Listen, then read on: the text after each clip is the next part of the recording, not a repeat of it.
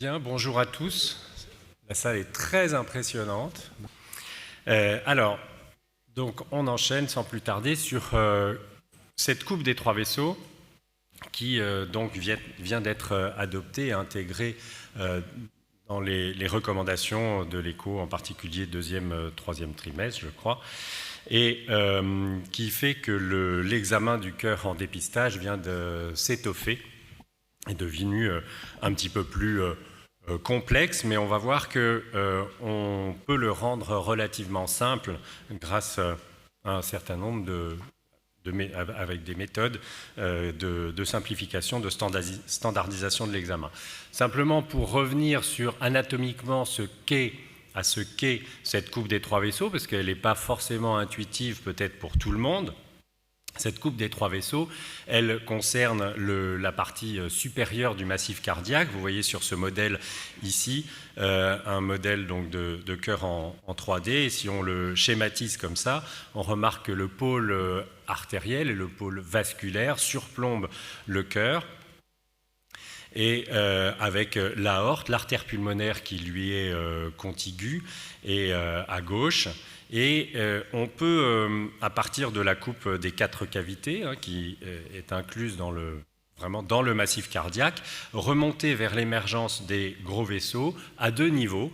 Un premier niveau relativement bas qui va passer par les branches pulmonaires, la bifurcation pulmonaire, et donner une coupe particulière qu'on reverra. Et puis on peut remonter à un niveau un petit peu supérieur sur une coupe qui va passer par les 2 crosses, et ce qui fait que cette coupe des 3 vaisseaux, finalement, elle peut revêtir 2 aspects un petit peu différents selon le niveau exact auquel on se place. Et quand on regarde ce modèle tridimensionnel vu de haut, eh bien, on peut découvrir cette coupe des 3 vaisseaux qui comprend 3 vaisseaux, comme son nom l'indique, la veine cave supérieure tout à droite, l'aorte au milieu et l'artère pulmonaire prolongée du canal artériel à gauche. Les 2 aspects de cette coupe des 3 vaisseaux sont ceux-ci, soit on passe par la bifurcation pulmonaire à l'étage du bas de cette coupe des 3 vaisseaux, comme vous le voyez sur l'image de gauche, soit on passe à un niveau un petit peu supérieur au niveau des 2 crosses de l'aorte et du canal artériel, en mettant en évidence la trachée qui s'inscrit à gauche de ce V formé par la réunion, la jonction, la confluence de ces 2 crosses.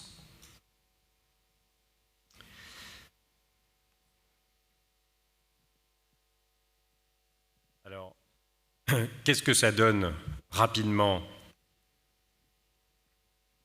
Voilà, alors, on va voir ce que ça donne échographiquement. Alors, simplement, c'est quelque chose qu'on martèle avec Marilyn depuis déjà quelques années.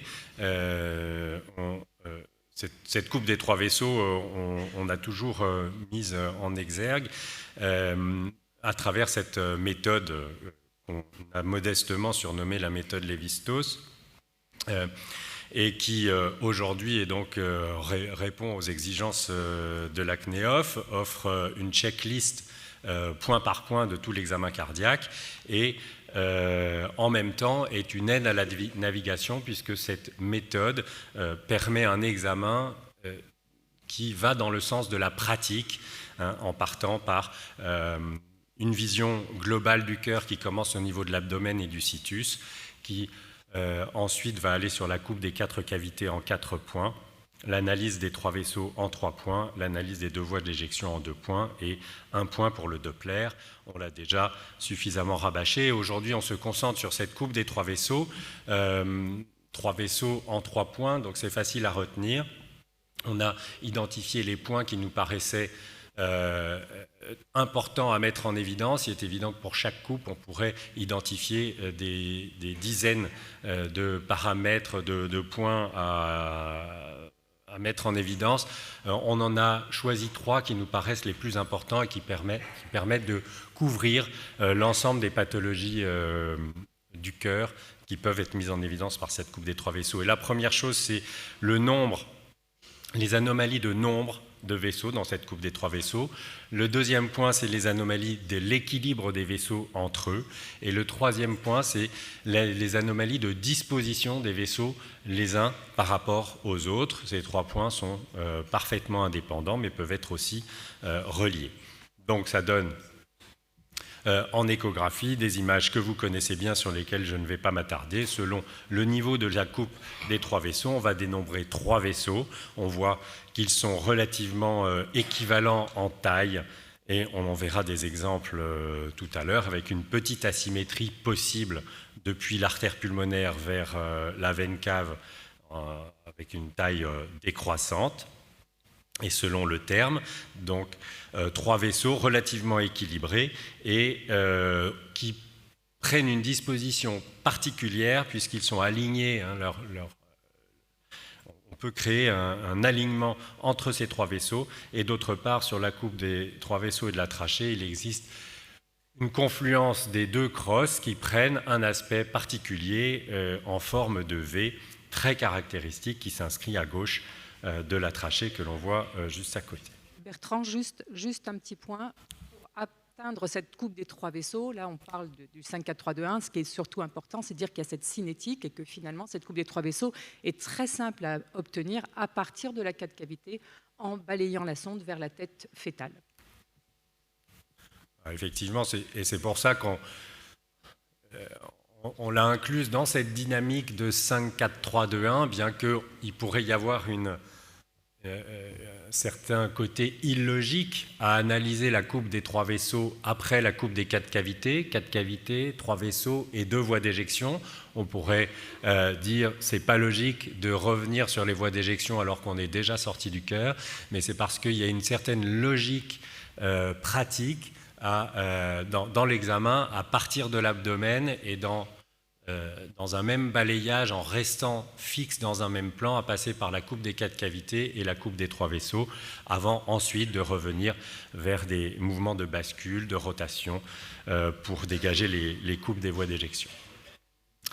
Et enfin, j'inclus dans ce 5-4-3-2-1, on a le premier point qui est celui du Doppler couleur, qui concerne la coupe des 3 vaisseaux et donc dont on va parler aujourd'hui, qui doit nous montrer des beaux flux antérogrades depuis les ventricules vers la confluence artérielle, un flux homogène, bien large et bien confluent. Alors, je vais commencer par les anomalies de nombre, puisqu'on va faire dans ce sens du 5-4-3-2-1 pour découvrir ce qu'on peut identifier, quels sont les signes d'appel de malformation à partir de cette coupe des 3 vaisseaux et à partir donc de chaque point de la coupe des 3 vaisseaux. Alors les anomalies de nombre, bien évidemment, il n'y en a pas 36, il est rare qu'il n'y ait aucun vaisseau, il est rare qu'il n'y en ait qu'un. En revanche, on peut en avoir parfois 2 ou un de plus, un 4e vaisseau. Donc c'est une image assez fréquente que la présence d'un 4e vaisseau qui va donner cette image encerclant les 2 artères en 1 et 2 qui sont l'aorte et l'artère pulmonaire. Ces 2 vaisseaux encadrant les 2 gros vaisseaux artériels, les 2 grosses artères, sont la plupart du temps 2 veines caves, et le 4e vaisseau est représenté par la veine cave supérieure gauche, à gauche de l'artère pulmonaire. Il faut bien préciser que cette présence de la veine cave supérieure gauche, elle peut être suspectée lorsqu'on identifie, comme vous le voyez là, 2 vaisseaux qui ont une taille équivalente et qui se partagent, 2 veines finalement, cave supérieure, qui se partagent de manière équitable le retour veineux systémique du haut du corps. On comprend dans ces cas-là que les 2 vaisseaux aient une taille tout à fait équivalente. Donc cette image de 4e vaisseau avec cette symétrie entre les 2 vaisseaux encadrant les artères est évocatrice d'une veine cave supérieure gauche. En revanche, lorsque on retrouve un 4e vaisseau dont la taille peut-être est très différente, comme vous le voyez ici, de la veine cave supérieure, du vaisseau du premier vaisseau, alors Ce n'est pas une veine cave supérieure gauche qu'il faut suspecter, c'est une anomalie du retour veineux pulmonaire.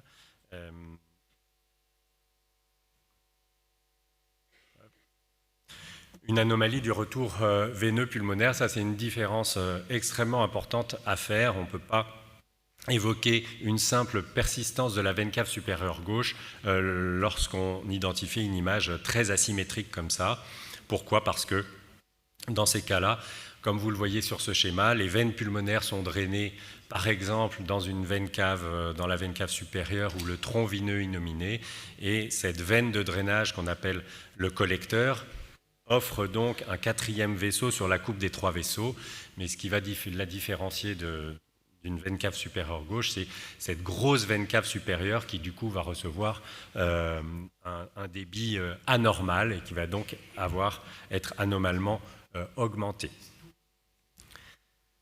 Alors, on peut avoir des vaisseaux, un vaisseau anormal comme ici, avec un vaisseau central comme l'aorte qui un aspect de pince comme ça, qui se bifurque et qui nous est une image anormale des arcs vasculaires. Est-ce que ça bifurque ? Pourquoi ce ne serait pas une artère pulmonaire ?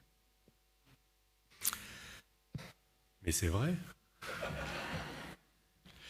Parce que je ne vous ai pas montré que l'artère pulmonaire, on la voyait déjà sur un niveau un petit peu plus bas sur le vaisseau de gauche. Parce que toutes les structures doivent être suivies, et ça c'est Nadine qui nous l'a appris depuis bien longtemps, c'est-à-dire qu'effectivement ce n'est pas une coupe des trois vaisseaux qui s'analyse seule, c'est on suit une structure et on voit qu'en la suivant, l'artère pulmonaire est bien celle qui est à sa place, et l'autre c'est une aorte qui bifurque. C'est le problème de ces présentations où on ne peut pas analyser l'intégralité de l'examen, sinon on y passerait des heures. Donc effectivement, là on a un aspect de pince quand même très particulier. Alors, vous voyez, cette pince, elle se resserre comme ça. L'artère pulmonaire, normalement, ce n'est pas une pince, c'est une bifurcation, ce sont des branches qui s'écartent l'une de l'autre. Or là, elles vont venir se réunir en fait au niveau de la confluence et on va avoir les deux branches des deux arcs aortiques qui sont asymétriques, qui vont se réunir avec le canal artériel, donc une image un peu particulière. Et puis après, on peut avoir des images, des anomalies de nombre avec un défaut de gros vaisseau. Par exemple, ici, on retrouve la veine cave supérieure et puis au milieu, un gros vaisseau battant, donc, qui correspond à une artère, manifestement, qui pourrait être l'artère pulmonaire ou l'aorte, qui en l'occurrence ici est un vaisseau qui sort complètement en avant du massif cardiaque et ne bifurque pas. En tout cas, à ce niveau-là, on ne le voit pas bifurquer, mais c'est typiquement une image d'aorte dans la transposition des gros vaisseaux. Donc une image assez haut située, et on va le voir pourquoi, ici dans la transposition des gros vaisseaux. Pourquoi est-ce qu'on pourrait avoir une image de trois vaisseaux qui ne nous en montre que deux ? Eh bien parce que sur ce schéma, évidemment, on ne voit pas le rapport des vaisseaux l'un avec l'autre, mais en réalité, les vaisseaux sont l'un devant l'autre. L'aorte est antérieure, l'artère pulmonaire postérieure, à l'inverse de la position normale. Et lorsqu'on est à l'étage supérieure de cette coupe des trois vaisseaux, l'artère pulmonaire n'est pas visible, elle est postérieure et inférieure, et c'est la raison pour laquelle on ne voit que l'aorte dans un axe longitudinal qui va traverser tout le thorax et donner cette image. On peut avoir une image relativement comparable ici, mais qui correspond là aussi à une aorte qui naît un peu plus postérieurement, mais qu'on pourrait, pourquoi pas, prendre pour une aorte transposée dans une transposition des gros vaisseaux. La question est, où est l'artère pulmonaire ? S'il s'agit d'une transposition des gros vaisseaux, on va la retrouver un petit peu plus bas, et si on ne la retrouve pas, on va suspecter une anomalie de la voie d'éjection droite avec un défaut de développement de l'artère pulmonaire, comme dans le spectre des cardiopathie conotroncale de type Fallot, atrésie pulmonaire à septum ouvert, donc, où l'artère pulmonaire peut être très hypoplasique, voire absente. Et ça va faire le lien avec cette anomalie, avec les anomalies de l'équilibre des vaisseaux, de taille des vaisseaux. On a dit que les vaisseaux pouvaient être un peu asymétriques, avec dans l'ordre de taille du plus gros au plus petit l'artère pulmonaire, l'aorte et la veine cave supérieure. C'est assez important de retenir cet ordre de grandeur parce qu'il va se vérifier, et lorsqu'il ne se vérifie pas, c'est vraiment un signe d'appel.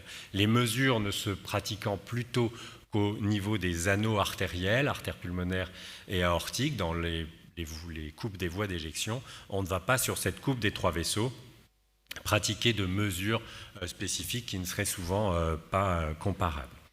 Alors lorsque on trouve des anomalies de taille, en particulier une exagération de ce rapport de taille, artère pulmonaire un peu trop grosse, aorte, veine cave supérieure, on peut toujours se demander si il s'agit si cette asymétrie reste physiologique, si est-ce que c'est pas parce que l'artère pulmonaire est trop grosse ou est-ce que c'est pas parce que l'aorte est trop petite. Et c'est souvent un des éléments de réponse, ça va être dans la comparaison de la taille de ces vaisseaux. Et vous voyez qu'ici, par exemple, le gradient de taille de l'AP vers la veine cave supérieure est respecté, ce qui est assez rassurant. Et il pourrait s'agir d'une asymétrie physiologique. Maintenant, sur cette image ici, vous voyez qu'au centre, l'aorte est plus petite que la veine cave supérieure. C'est plutôt anormal et ça évoque une anomalie de développement, de croissance de l'aorte qui évoque toutes les anomalies obstructives gauches qui vont de la coarctation de l'aorte à la sténose aortique, l'hypoplasie du cœur gauche, toutes ces anomalies donc de développement du cœur gauche. Une artère pulmonaire, une aorte doit être plus petite que l'artère pulmonaire. Lorsque ce rapport devient trop évident, de l'ordre de 2, et que l'aorte est plus petite que la veine cave supérieure, alors franchement, on peut craindre une de ces anomalies obstructives gauche, qu'on va retrouver ici, avec au centre l'aorte qui est ici.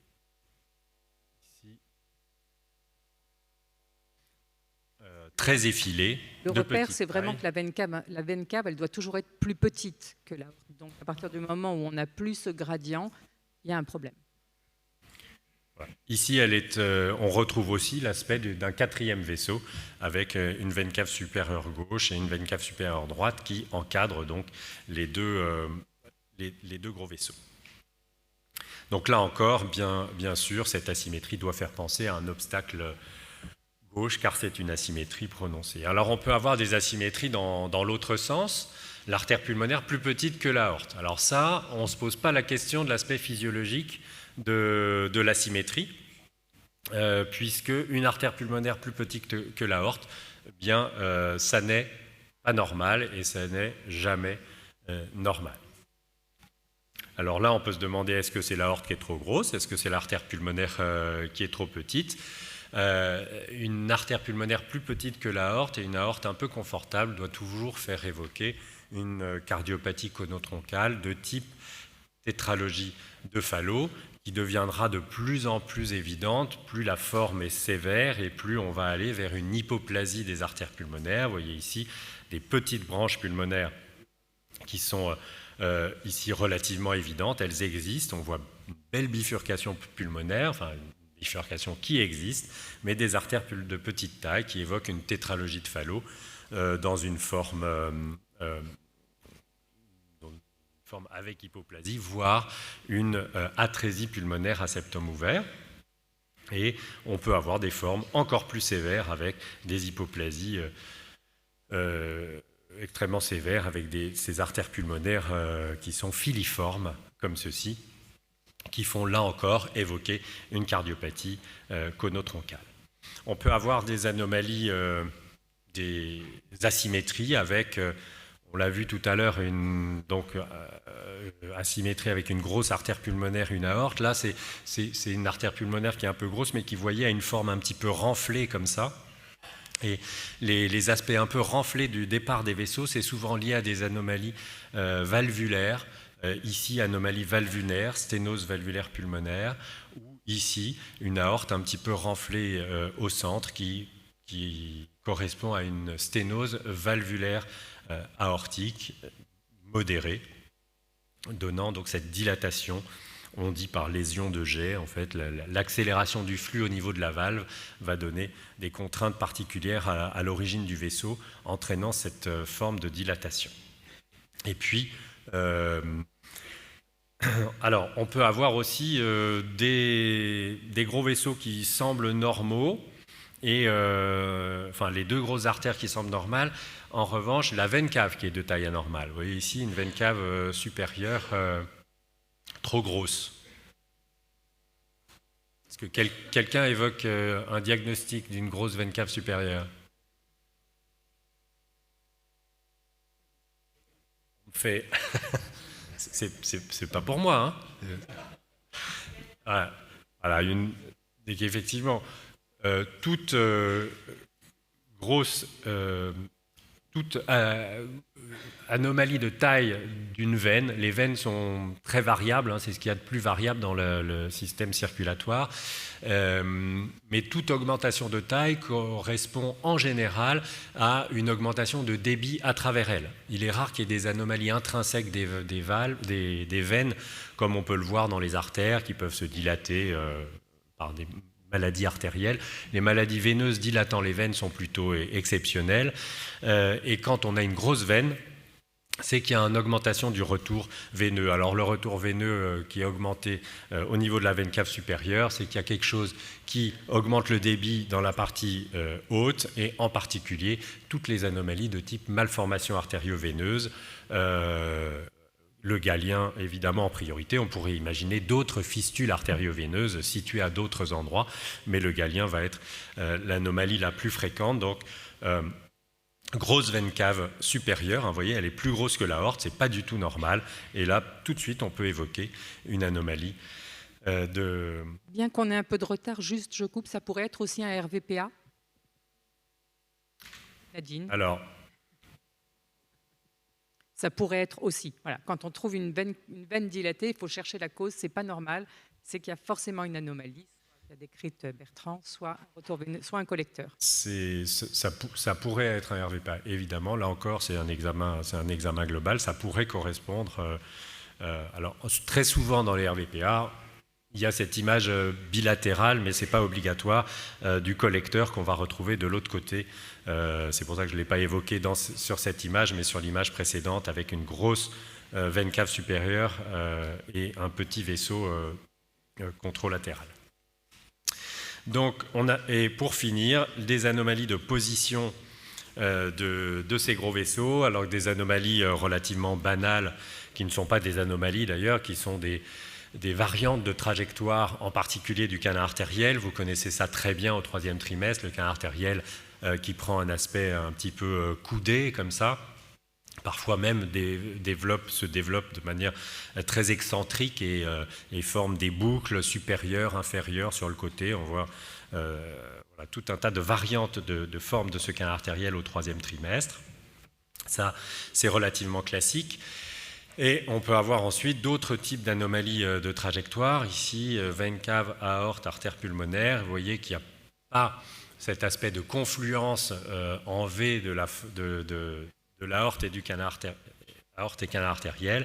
Et le petit point qu'on va retrouver au centre de l'image ici, qui correspond à la trachée, l'aorte donc passe du côté droit de la trachée. Il s'agit d'une crosse aortique droite, qui en soi et sur le plan purement hémodynamique, cardiologique, ne pose en général aucun problème, si ce n'est qu'elle peut être associée à des anomalies à l'étage inférieur intracardiaque, comme une tétralogie de Fallot, ou éventuellement faire poser la question d'une association à une anomalie syndromique comme la microdélétion du chromosome 22. Donc on peut repérer relativement facilement sur cette coupe des 3 vaisseaux, c'est cette forme en forme de V qu'on va retrouver ici, et non en forme de U et non en forme de V, de la confluence des crosses.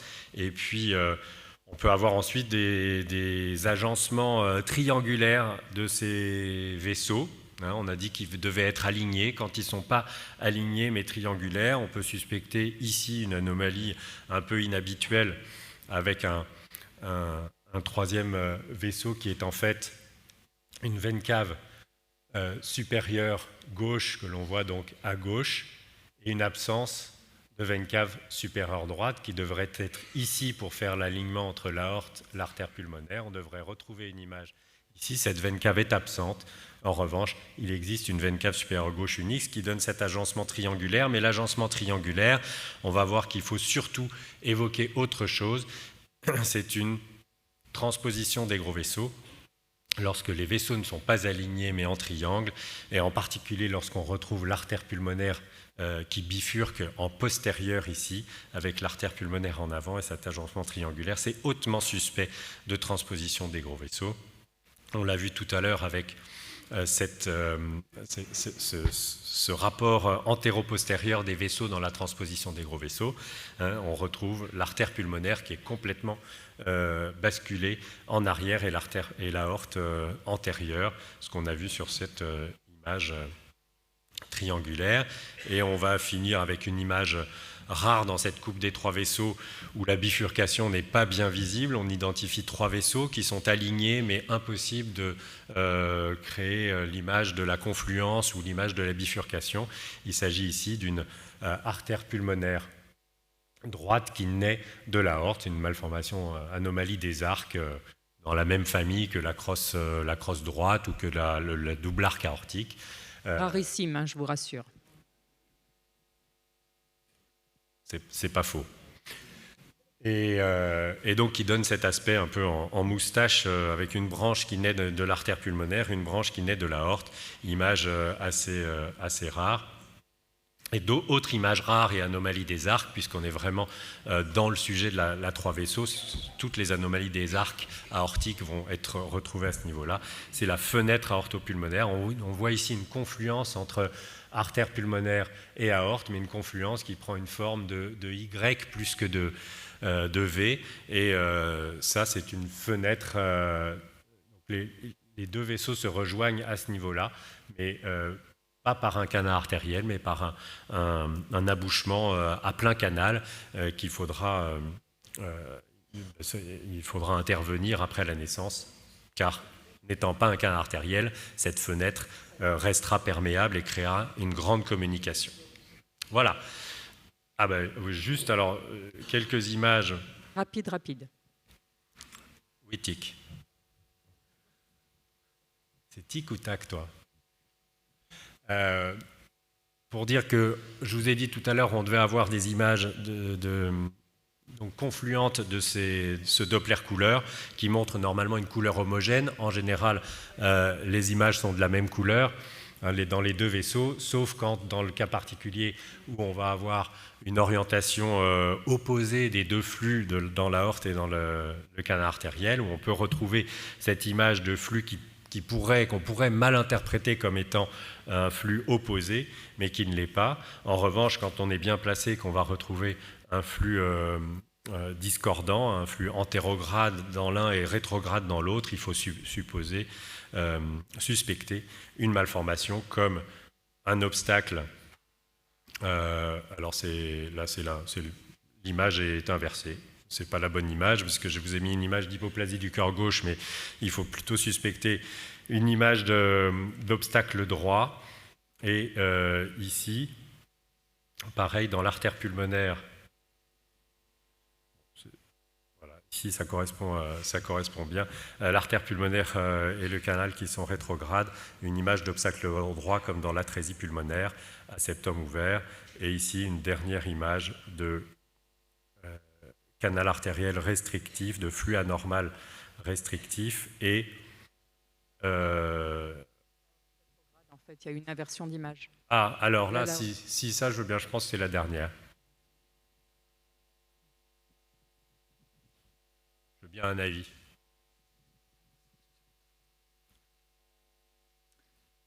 Merci Bertrand. Alors, je la commande peut-être juste. C'était la dernière.